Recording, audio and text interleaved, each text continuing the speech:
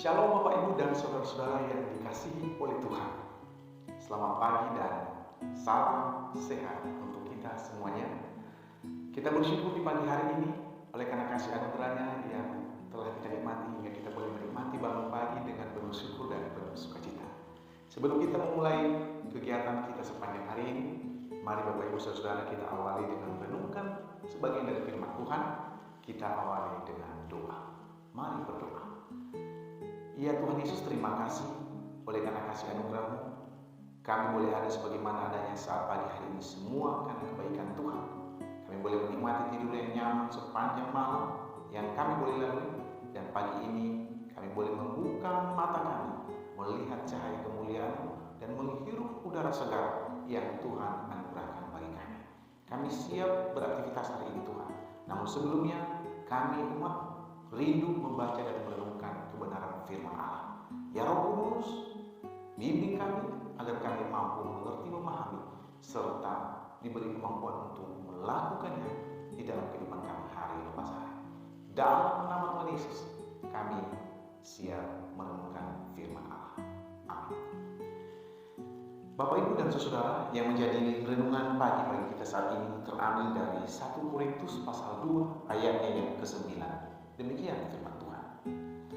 Tetapi seperti ada tertulis, apa yang tidak pernah dilihat oleh mata dan tidak pernah didengar oleh telinga dan yang tidak pernah timbul di dalam hati manusia, semua yang disediakan Allah untuk mereka yang mengasihi Dia. Tema renungan pagi bagi kita saat ini adalah Allah menyediakan. Saudara-saudara, sadar atau tidak sadar, secara duniawi manusia atau seseorang pasti akan merasakan senang oleh karena mengalami damai sejahtera apabila segalanya sudah tersedia di dalam kehidupannya. Wow, pasti ini menyenangkan. Kenapa? Kita ambil contoh Bapak Ibu saudara-saudara. Jika kita atau seseorang menginginkan segelas minuman oleh karena merasa haus, maka alangkah senangnya kita apabila minuman, mungkin air putih, telah tersedia. Jika seseorang ingin makan oleh karena merasa lapar, alangkah senangnya ketika di atas meja telah terhidang makanan yang disukai. Atau contoh yang lain, ketika ingin tidur oleh karena lelah dalam melakukan berbagai aktivitas, maka di ruangan kita, di rumah kita telah tersedia kamar yang nyaman. Atau ketika kita membutuhkan uang untuk keperluan keluarga, untuk bayar uang kuliah anak, untuk membayar tagihan-tagihan di dalam kehidupan keluarga kita, maka alangkah senangnya kita apabila uang juga sudah tersedia. Lalu Bapak Ibu saudara, ternyata suasana seperti itu tidak semua orang dapat menikmatinya oleh karena status ekonomi, oleh karena kedudukan, oleh karena mungkin status pekerjaan yang tidak sama. Oleh karena itu Bapak Ibu saudara, kita diingatkan melalui firman Tuhan pada pagi hari ini bahwa segala sesuatu yang ingin kita butuhkan, yang kita perlukan, yang kita mau miliki, Tuhan telah berjanji kepada kita di dalam firman-Nya bahwa Allah adalah sumber berkat. Allah menyediakan. Di dalam bacaan yang kita baca tadi dalam 1 Korintus pasal 2 ayat 9, apa yang tidak pernah dilihat oleh mata dan tidak pernah didengar oleh telinga dan tidak pernah timbul dalam hati manusia, dalam hati kita, semua yang disediakan Allah bagi mereka yang mengasihi Dia. Melalui firman Tuhan yang ditulis oleh Rasul Paulus ini kepada jemaat di Korintus, tentunya kita diingatkan juga jemaat Tuhan yang hidup di zaman ini bahwa percayalah dengan iman, Allah sudah menyediakan bagi kita segala apa yang kita perlukan. Tuhan sudah menyediakan bagi kita segala apa yang kita perlukan, sekalipun tidak pernah dilihat oleh mata kita, tidak pernah kita dengar dengan telinga kita, dan sedikit pun tidak pernah timbul dari dalam hati kita. Tetapi janji firman Allah hari ini, Ia menyediakan bagi saudara dan saya. Ia menyediakan bagi kita. Lalu ini jadi pertanyaan bagi kita. Janji Allah ini akan berlaku bagi siapa, kepada siapa saja. Firman Tuhan mengajarkan kita. Yang pertama, firman Allah ini akan menjadi nyata dan terwujud nyatakan dalam kehidupan kita apabila yang pertama, kita sebagai orang-orang yang mempercayai Yesus itu sebagai Tuhan dan Allah yang menyediakan.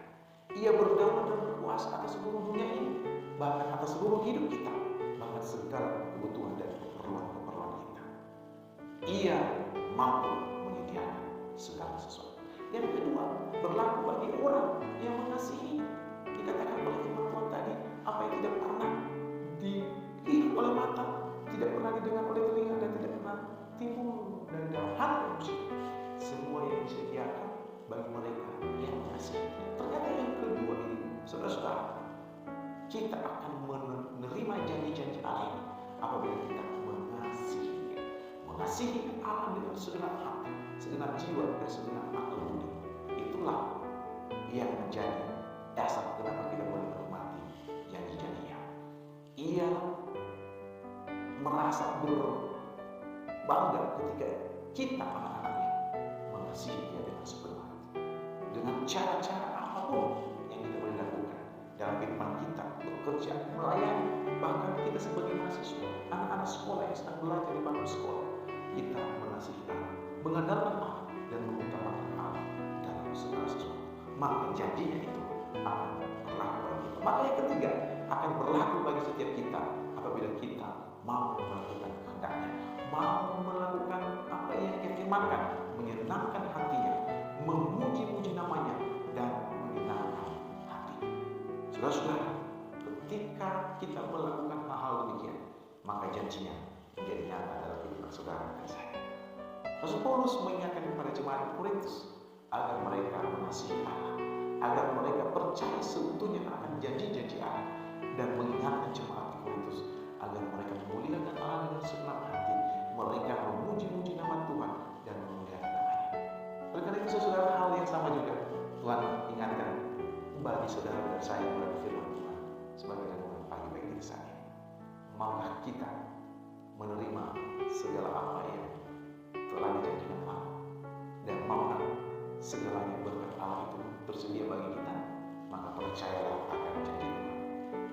Kasihilah Allah di dalam segenap kehidupan kita, dan lakukanlah apa yang menjadi kehendaknya di dalam seluruh aspek kehidupan kita.